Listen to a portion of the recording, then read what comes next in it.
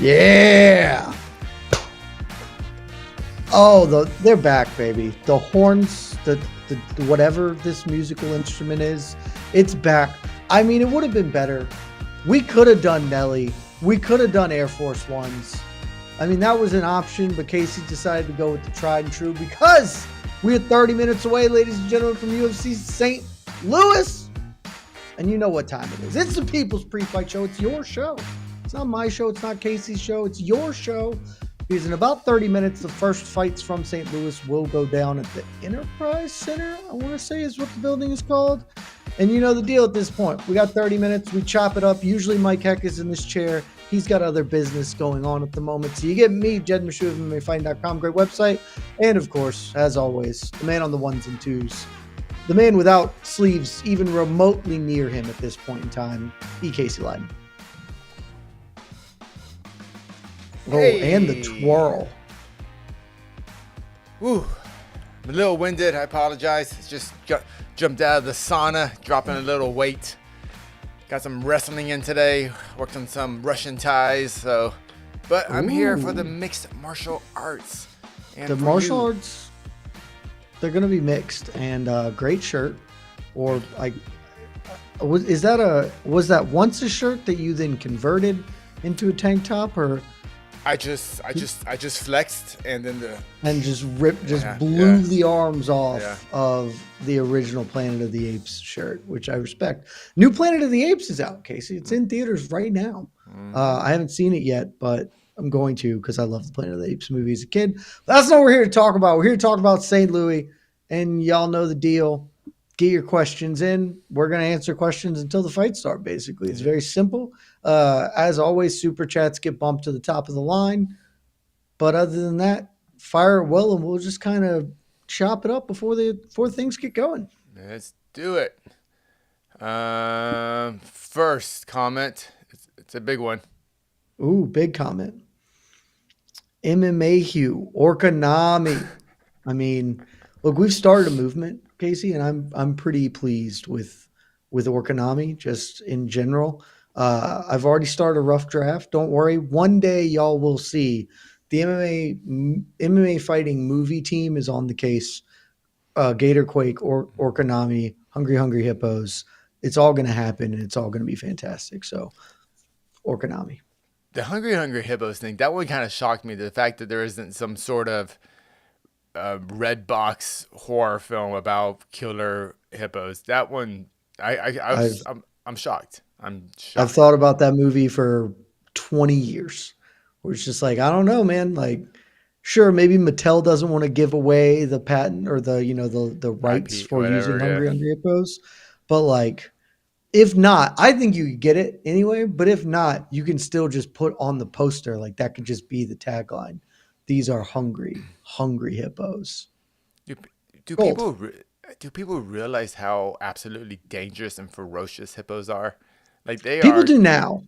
Okay, I'm pretty confident. Words out. Okay. Words out, because like that was a big thing when I was a kid or whatever. Like, actually, hippos kill more people in Africa than any other animal. But now, like, the internet has democratized that information, and everyone is very aware, both that hippos are dangerous and that Colombia is overrun by hippos because of Pablo Escobar, which coincidentally is probably where this film would be set. And you know the thing they do with their poop too, with the tail? You know about that? I don't think I know this one. Oh, it's insane. Like, so they'll shoot diarrhea out of their butts and use their tails like a propeller to shoot it at enemies.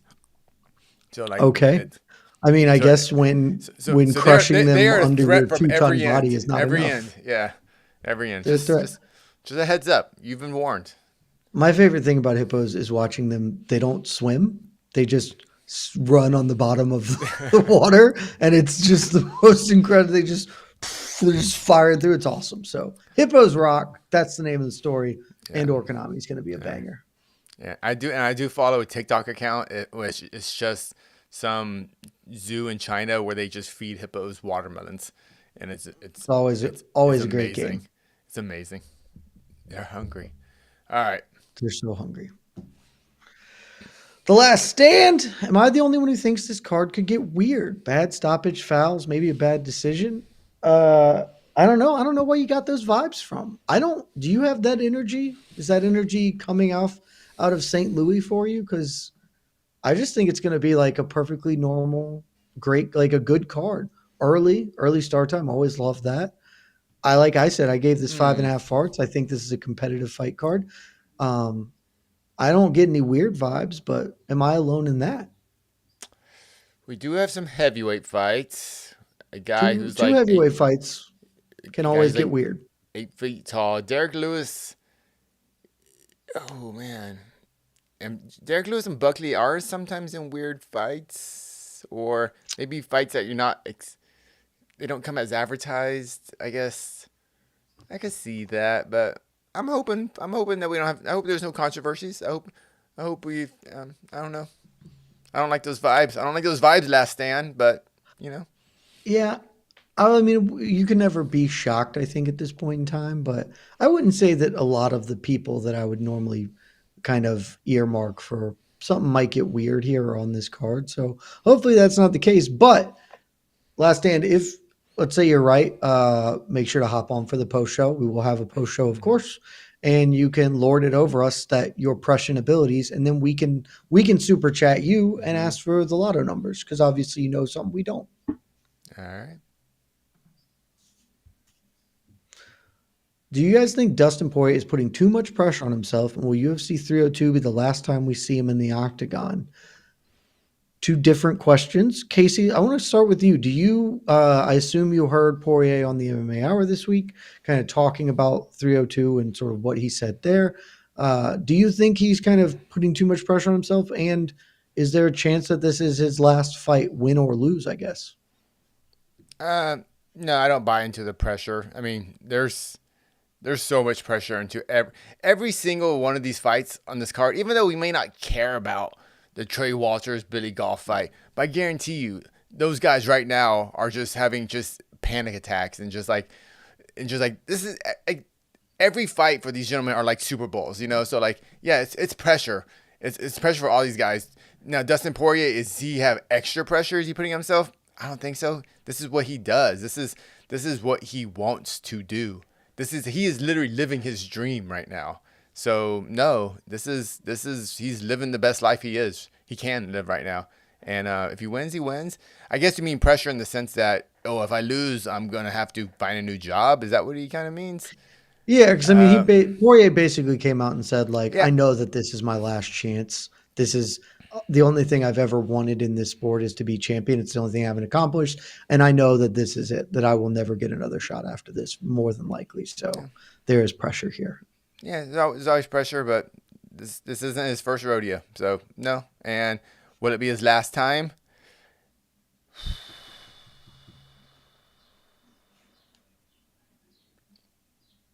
I don't know.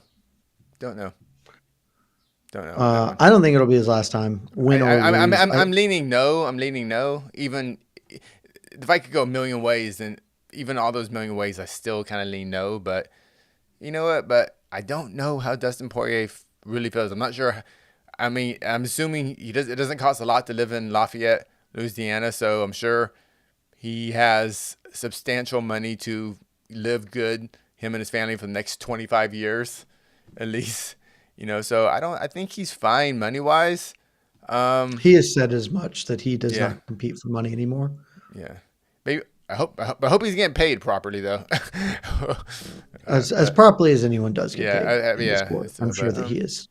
no, I I don't don't think think it'll so. be the last time we see him. I think that he will be choosy about who he fights. Yeah, I don't. The BSD fight happened because it was an opportunity, and I think he knew that it was an opportunity to put himself here. Otherwise, I doubt he fights BSD, and I kind of think that's where he'd be at. Like, okay, well, I don't have to fight. I still love fighting and will want to do this at some point, but I'll take a bit of a break and I'll see what sort of opportunity comes along. If there's a fight that gets me excited, then sure. I don't think it will be the final time, win or lose. We see him. Obviously, if he wins, then it won't be waiting. He'll be defending his belt against somebody, or maybe he'll vacate and do something. We'll see how that yeah, goes. Should he win? More importantly, though, you guys know what they say about pressure. It makes diamonds. So I think Dustin Poirier is well suited to it. In general, though, sure, there's pressure. I don't think he's putting too much on himself. I think he is just understands the situation accurately. This is my last shot. I have one last chance to pull off the thing. In his words, to make life fair, I better do it or be comfortable living with the fact that I did not.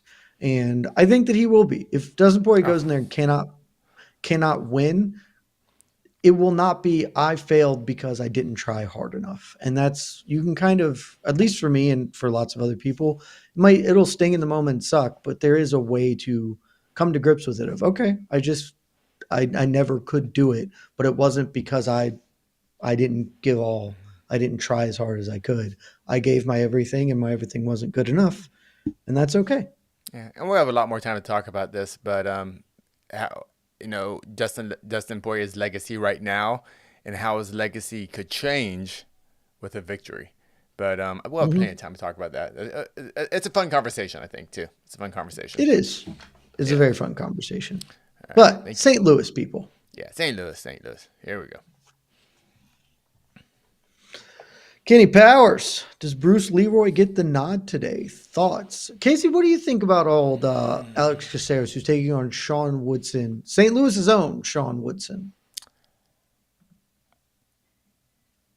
Alex Caceres, his run has kind of amazed me. This is going to be his, I can't even do the math, his 28th, It's a lot. 29th.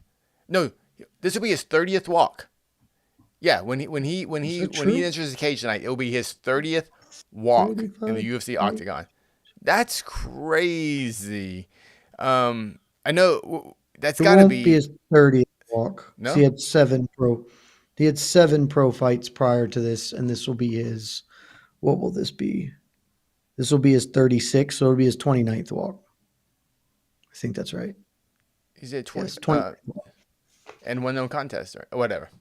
No, Let no, me, he has competed. This is his 29th competition in the UFC. yeah, I so think. tonight will be his 30th walk. That's what I was saying. No, I think this is his 29th. It doesn't matter. It's Okay, a whatever. lot. Yeah.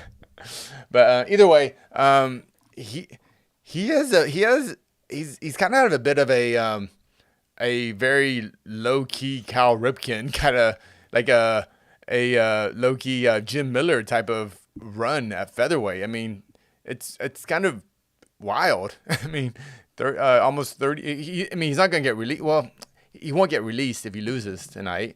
So he'll eventually make that 30th walk. I don't think he wins tonight, but I won't be shocked if he does. I'm just kind of amazed that he's still here and still, you know, fighting fights that kind of matter. I mean, and it's like not That top matters. 15 fights, but like, I mean, Sean Woodson's not a walkover, and so. I mean, is it? Oh, Caceres is no longer ranked in the UFC. I'll say he was ranked until the Giga fight. He was like back end of it. And yeah, I mean, credit to him because he could have very much been a gimmick guy coming off the Ultimate Fighter, and that's how a lot of people saw him. Oh, he's Bruce Leroy. He's doing this, but he's not really that talented. But he's just stayed working on his craft, and that's how you get to fight. 30 some odd times in the UFC, and probably get. I mean, he'll get to keep going. He's only 35. If he wants to, however long he kind of wants to compete, they'll let him. And so, wouldn't be shocking if he had 3, 4, 5 more years here and gets into that very, very rare 40 club. Yeah. How many fighters on the 40 club? Let me pull that Arlovsky, up. Miller. I think it's like a Jose type question. Maybe something. Arlovsky and Miller are the only 40 club. Miller is 44, Arlovsky 41, Donald Cerrone is 38. Obviously, if you count the WEC, then I Yeah. think Cerrone Yeah. pops over that Over. barrier as well. Clay Guida, 36, not retired yet, so he's still got a chance. Oliveira seems likely to get there as well. He's 33. And certainly, still a top fighter. So as long as if he wants to keep fighting, I think Oliveira will get there. But 40 UFC fights is very, very rarefied air. There have been far more double champions than there have been people who have fought 40 times in the UFC. And Alex Caceres is I mean, I would at this point, I would say more likely than not to hit that number. Yeah. And Alex Caceres won the kind of the forgotten backyard brawlers in Florida. We talk about Kimbo, we talk about Masvidal, and Alex Caceres. He was also one of those backyard brawlers before YouTube was a thing, before street beefs were a thing, before whatever, any YouTube channel was just people in their backyard punching each other. Let's He was one of those guys, bro. Yeah. What's up? Wow, I haven't heard that But in a while. to the question, I think Sean Woodson's probably going to win. He's just a better striker, a bigger human, and Caceres is not a good enough wrestler to get the fight to the floor, I think. So Yeah. I think Woodson outpoints him, but Caceres doesn't look helpless. They're just in there. They have a kickboxing match. He loses. Yeah. I'm looking at like Caceres' wins and losses. Like he kind of loses. He just to people. loses to all the best dudes he fights. Yeah, he loses to people he's supposed to lose to, and he kind of beats who he's supposed to beat in a sense.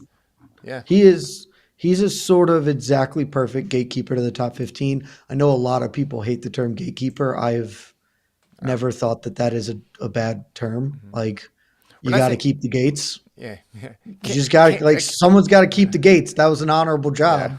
It's fine. A can is different. A can is different. No, a can is objectively a pejorative. Yeah. Because I think people kind of, when you say gatekeeper, they kind of assume you're a can. No, different things. And he's a top 15 gatekeeper. To the top 15. Yeah. You're a guy who can be top 15 occasionally. Probably not going to really get to the top 10. And that's it. He lost to Giga Chikadze. He lost to Sadiq Yusuf. He lost to those two dudes who are, top 10-ish, top 15-ish Rodriguez. guys. Yeah. Yeah. Like he lost to the guys who he's going to lose to. And so he is a great litmus test for, hey, are you a real top fighter? And that's why Sean Woodson is getting him, frankly. Sean Woodson said, hey, let's see where you're at, Sean. Yeah, it's so weird. We talked about that 40 club or the 30 club even. They're all kind of like Jim Miller's kind of that top 10 gatekeeper. Arlovsky was kind of, Arlovsky's a weird Jim one. Miller was, now Jim Miller's like a top 20 gatekeeper. Okay. He's just too old. For a long time, Jim Miller was a top 8 gatekeeper. Yeah. But you gotta get what I'm saying. Like these guys, for chunks of their career, they were kind of you have to beat this guy if you want to get into this group of fighters. Yeah. And it's an important role. It's very important, very important role for any long-lasting promotion. Guys like Bruce Leroy are extremely important for the matchmakers. Very important. All right, thank you much. He's still here. Achilles, I'm owed residuals for Konami. You're not. Also, Borscht is going to hurt Chase super bad. You're not owed residuals for Konami, Achilles, because you said Whale Nami, which is not, no one cared about Whale Nami. I brought the value to Orkonami. So you're not. Lazy Bed and Gatorquake, 100%. We're not arguing that. Lazy Bed's going to get his due on that. I need you to come up with your own thing because Whale Nami's lame and Orkonami rocks.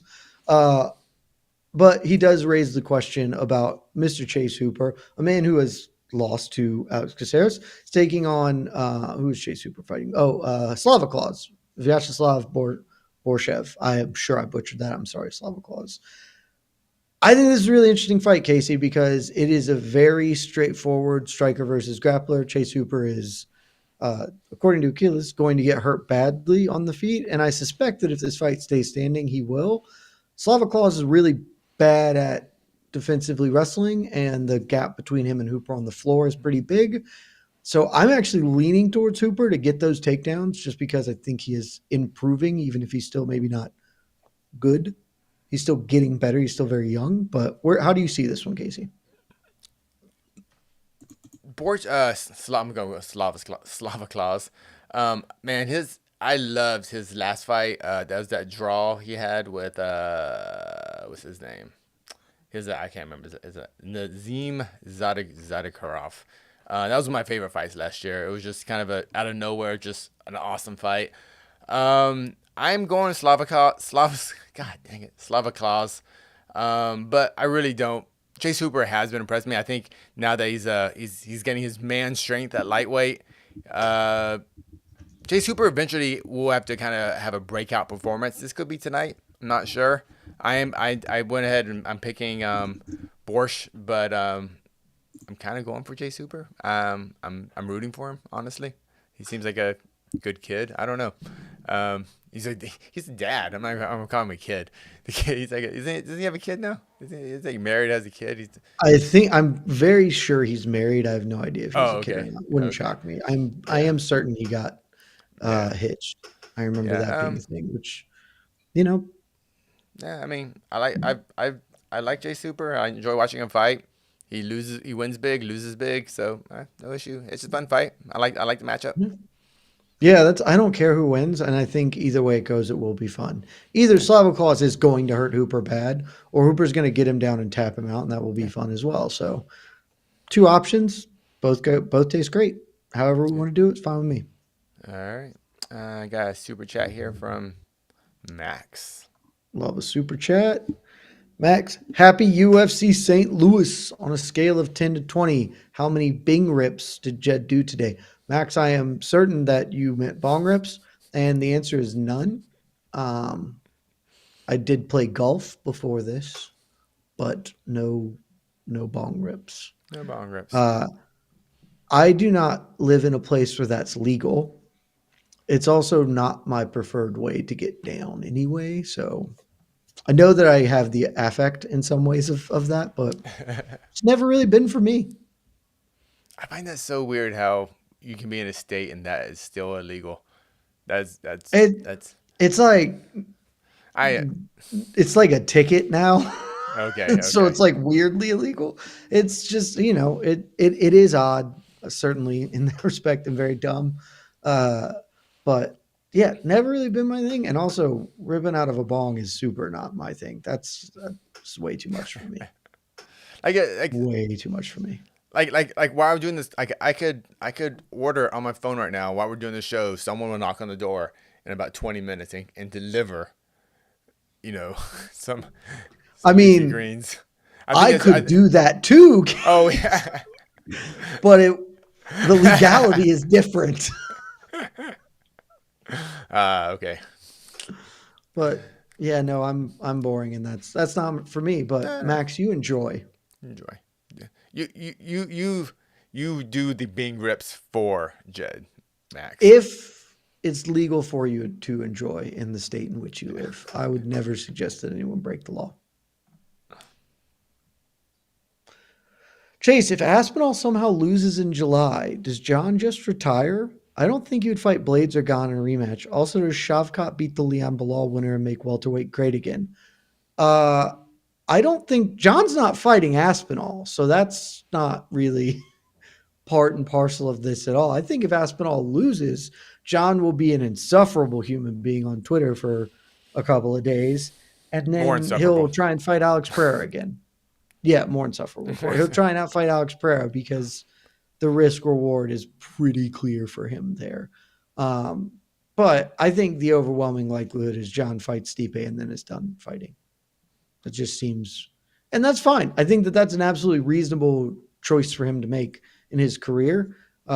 It's just we're getting to that end result, the obvious end result in the stupidest way possible, which is a little frustrating to someone like me. Yeah. Oh, Yeah. and as for Shavkat, yes, I think Shavkat would beat anyone at welterweight at this point in time. I've been saying that for well over 2 years, I think, at this point. I think we're both in that same boat Yeah. with Shafkat. Yeah. The question is just when Shavkat gets his chance.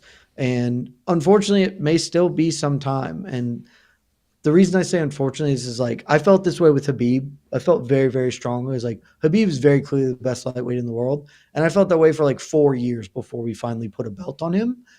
And then in the end, everyone was like, "Oh, it's fine. Now he's got the belt. Cool." And then what happened?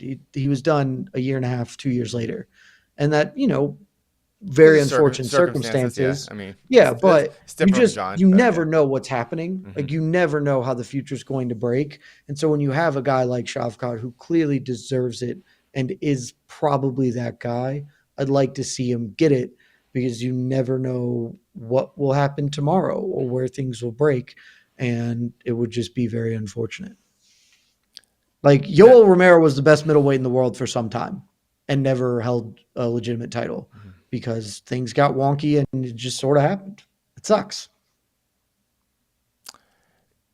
The idea that make the Shavkat making welterweight great again, though, does Shavkat becoming welterweight champion, does does it make it great again though? Even though the best is at the top, does that necessarily I make it a? think I You don't know, think welterweight's not been great. I think yeah, it's welterweight's just been fine. I think I it's the think there UFC. is It's the UFC. Not I mean I don't yeah. I'm trying to I don't understand that. welterweight's just been fine. The primary issue with welterweight is it has felt a little bit lame because we have done rematches for like 4 years. And it was the UFC let Kamaru fight Jorge twice, which was stupid.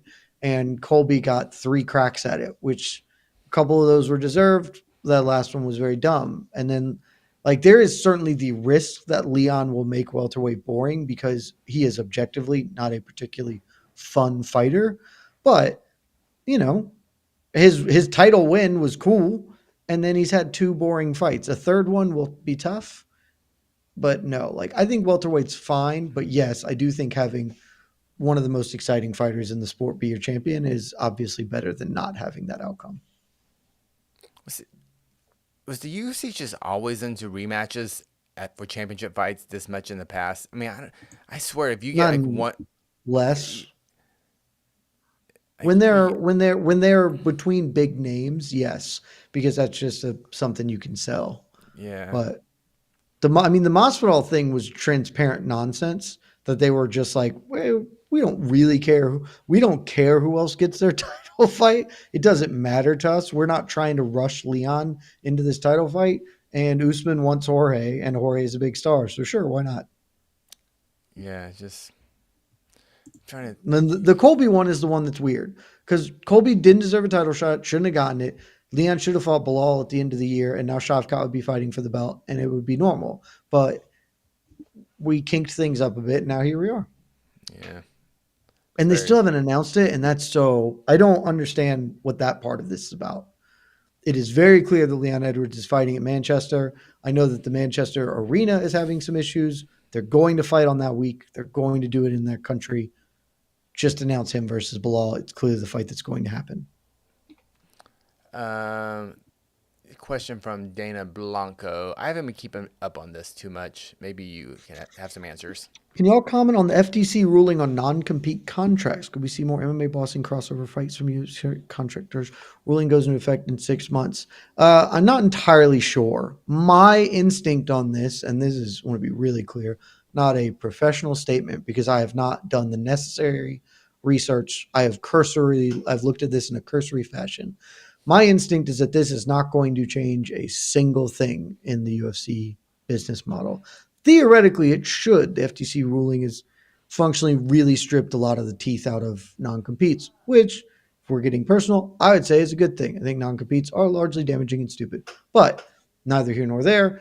The UFC, obviously, like that was part of a major piece of the lawsuit was the restrictive nature of UFC contracts. Functionally, they had non-competes for any combat sport. Basically, they could enforce against their fighters. Theoretically, the FTC ruling should directly apply to the UFC contracts in this way. Practically, that's probably not going to be the case. Mm-hmm. One, because for that to be enforced, someone will have to sue the UFC to stop them from enforcing their contracts, correct? And no one really wants to do that. And two, a lot of what the UFC does is technically incorrect, and it just hasn't been called to task. Like the UFC has been very explicit that their fighters are contractors. You cannot do a number of things that the UFC enforces on contractors. For instance, uniforms can't really be imposed on private contractors. The UFC is doing that. You can't because to take them to task, you're going to have to go to court and be like, hey, we're actually private employees based on the way you treat us, and we are not private contractors. So we would like all the same things that go with private employment, but the people aren't going to do that. And so, sure, like theoretically, my read is that yes, theoretically this should change things. Practically, it is not going to do a single thing to the UFC business model. Yep. All right. All right. Well, we are 1 Shit. o'clock. So All right, Before too ESPN. more. Let's do the rundown as I'm seeing if we've got this kicked up yet. Oh wow, it is not even on the front page of the UFC also live stuff. Where where is the live thing on ESPN? I'm pulling up the wonderful ESPN app, which never has issues. It's always perfect. Oh God. But Casey, while we do this, because I have no idea if this event has started, I assume it has. Oh, there it is. Now it's on the front page. I am subscribed to ESPN Plus because I am a great member of this community. All right, event is up, though no one is making the walk yet. I'm sure that will start momentarily. So, Casey, let's do it. Main card breakdown. Our first fight on the main card: Waldo Cortez Acosta taking on Robelis de Spain in a heavyweight contest. Casey, how are you viewing this one? I gotta go Robelis de Spain by something stupid and weird in about 45 seconds. I Maybe love he's 45 seconds. maybe It's something very weird. specific. Some spinning back elbow where he after he gets hit and falls down, and he knocks out Cortez Acosta. I just hope it's weird. I just hope we come out of it at 45 seconds going, I don't know if that guy's any good or not. Still, I I mean, we're want one of probably those going to fights. have that feeling anyway. Uh, I'm also going first round KO for Robelis. I'm a big fan of the Big Booper, and I do think this will go a little longer just because Waldo Cortez Acosta is relatively durable. But I think the Big Booper is gonna boop him. Alex, we talked about this. Alex Caceres, Sean Woodson featherweight contest. I'll go first, Casey, because I already basically broke this down. I think Sean Woodson is a better striker and a larger human, and will just use both of those to his advantage. Alex Caceres won't be able to get this fight to the floor where he has the edge, and will just kind of get outworked on the feet. Sean Woodson by decision. Yeah. Uh, everything you said, Sean Woodson, pretty solid 30-27, I think. The low key banger of this card, in my opinion, Diego Fajeda taking on Uh, Mateusz Rebecki. For me, Casey, this is Rebecki's shot to get into the top 15. I think he wins this. I'm probably going to rank him top 15 our next ranking cycle at lightweight. How do you see this going? okay, so Diego Ferrer now is 39, very old for a top tier lightweight. Um, Man, yeah, Rebecca is clearly good. I just don't know how good. That's why this is a great fight. This is that kind of, I It's a guess, like step top up. step up. And what is Ferrer's coming off a loss, right? A couple of Yeah, wins. Ferrer's had a tough run lately. Oh yeah, he Actually, did he's beat. coming off Oh no, a oh win. I Michael forgot the Johnson. Michael Johnson Yeah, win, but prior to that, he had lost three in a row. But it's Dariush, it's Gamrot, and somebody else is in there, who's also like a high end guy. yeah. Actually, man, you look at Ferrer's like kind of his losses. He Dude, only loses. he's fought a lot of great dudes, and he's only lost to really good dudes. Yeah, yeah. And we lost when he did lose to Gregor Gillespie. That was Gregor Gillespie when he was a top 10 fighter. I think that was before his loss to when he got head kicked by what's his name? No, that would have been No. after that. But Gregor hasn't fought in forever because that was the one fight Gregor had after getting head kicked and Oh, hasn't okay. been You're right. You're right. like Sorry. functioning That retired. was fight after. Okay. Gregor's just a weird guy who we all acknowledge, like if he competed, would be a top 15 dude, but he just stopped fighting. He kind of It's retired, right? unclear. Basically, seems I like. think Oh, so. It's unclear. unclear. It is Yeah. very weird where his career went. But like, yeah, I Still pulled it fishing. up. Look at Still fishing. Farrah's losses are Gamrot, Gillespie, Dariush, Poirier, Dariush again. Like, okay, Yeah. fine. Those are fine losses. Yeah. So Um, if Rebecca wins, yeah, he's top 15 fighter. That's about it. We kind of know where Diego Ferrer is at this point in his age and his career. You know, top 15, top 10 at best. Good test, and yeah, that's what these fight nights are for. Fights like this, I think. yeah, So I love Rebecca. I'll go ahead. I'm gonna stick with what I know. I'm going Diego Ferrer, but no confidence in that. I'm going Rebecca. I like him a lot. My only questions about Rebecca are if he actually is a lightweight. I know that is where he competes, but he is. I mean, he is Alexander Volkanovski functionally sized, and so I think that has a limit to where he can be successful. I don't think CDF's going to be the dude. I think Rebecca's going to get a bunch of takedowns and work CDF over on top. I have Rebecca with a third round TKO finish. So attrition building up. Our feature fight of the evening, Alonzo Menifield taking on Carlos Ladies Night Ulberg in a light heavyweight contest. Casey, I'll lead us off and I'll say that Carlos Ulberg is cool. And so I won't be shocked if Minifield upsets him, but Ulberg has vastly exceeded my expectations for him coming into the UFC, basically as a, hey, please help, please let our friend in. We are City Kickboxing and we're very cool. Please let our friend play too. And he's actually been quite good. And I think that he can knock out Lonzo Minifield. So that's what I have him doing. Yeah, for every blood diamond, there's a Carlos Ulberg, basically. Almost exactly. Both of them I did not respect when they came in. One of those turned out to be prescient. One of those, he had vastly exceeded our expectations. So yeah, I'm picking third round knockout by the very handsome Carlos Ulberg. I also have a third round knockout. So fun team there. Co-main event. He asked for it. He got it. Joaquin Buckley taking on Nursultan Ruzabayev. Both men made welterweight. I wasn't confident Ruzabayev would, but he did it. And so now we're here. How do you see this one going, Casey?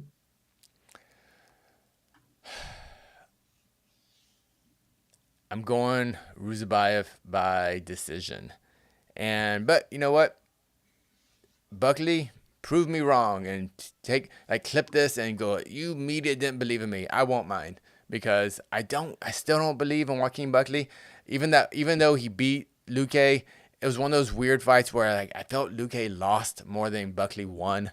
You know, it's just I don't know what was wrong with Luque when he came into that fight. Something just looked weird in that fight. So I just don't believe in Buckley yet as far as a top tier welterweight. Clearly he's exciting.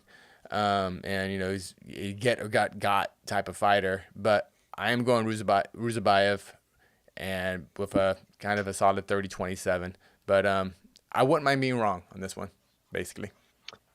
I have flip-flop back and forth all week on this one. Because I agree with you. I don't know how much stock to put into the Vicente Luque win. Good performance. And I don't want to take anything away from him for his performance, but I kind of upon further consideration and rewatching it, it feels a lot more like actually Luque is not there anymore. And we just got tricked because RDA is small and he was able to beat RDA, but Luque is not the guy anymore. I'm not sure Nursultan is, but big dude, got a lot of skills, and I'm just not sold on Buckley. I think if he comes out here and shows me something, great. He can get me over, but I kind of exist and I just don't know what to make of Buckley. And I am always a person who's going to look at a huge human being and be like, that guy's probably going to win because he is 8 inches taller than Joaquin Buckley. So I'm going Ruzabayev by decision. Zero confidence in that pick. Yeah, I think we're which brings us to our main event. Yeah. It's just hard to feel anything about that fight, honestly. But our main event, because I think we're about to have fighters making the walk momentarily. Main event, Derrick, the Black Beast, St. Louis, taking on Rodrigo Nascimento, heavyweight contest. Casey, what's up? Derrick Lewis, swinging and banging, round 2. Round 2. I think Nascimento's making it a little stretch. Okay. Yeah. I think it's getting done in round 1. This maybe won't be the running across the cage, jump knee, Derrick Lewis finish this in 10 seconds. But I do think Nascimento is going to engage with him on the feet, and Derrick Lewis is probably going to hit him. Won't be at all surprised if Nascimento randomly tackles Derrick Lewis and then just submits him. But Derrick Lewis still has the most incredible jiu-jitsu I've ever seen, and I will always believe in it, even if it has not worked out for him lately. It's still nothing is funnier to me in this entire sport than Derrick Lewis just being like, I will not, nope, and standing up from mount or whatever. It's the best. Yeah, I mean, I do believe he will get that's why I'm saying round 2. I do believe he will get tackled in round 1, but Lewis, knowing this is a 5-round fight, will basically just, you know, lie there for 4 minutes. We're going to be going, oh, boy, is this the Almeida fight again? But then Derrick Lewis proves us wrong and knocks him out by swinging and banging in round 2. They're showing the highlights, and I just saw the Buckley ninja kick again, and that's just the coolest shit you're ever going to see in a cage fight, man. That is so good. Poor Impa. Poor Impa. Ooh, Hey, but but hey, not poor hey, Impa. He's a millionaire. He doing okay. I wonder if Impa's bank account is actually better off than Buckley right now. I don't wonder at all. I am Yeah, absolutely I mean, certain. absolutely sure. Yeah, I have that's no question in my mind who's doing better financially than those two. yeah. Good for I was you, trying. Impa. Yeah, yeah. Yeah. Good for you, Impa. These highlights are dope. And it appears we're getting a little bit of time. So you guys have just go outside, touch grass for a minute, fix yourself a drink. If you're, I forget who, Max, enjoy your Bing rips. And Yeah. the rest of us settle in. Early start time. We'll be done around 10:30. And then we'll be right back here. MMA Fighting YouTube channel for the post show. Me, I don't remember who's on it. I think it's me, Mike. I think it's me, Mike, and Rick, maybe? Yeah. I don't know. That's it. Tune Yep, in to that's it. find out because the fighters are about to make the walk. And that's it. Love y'all.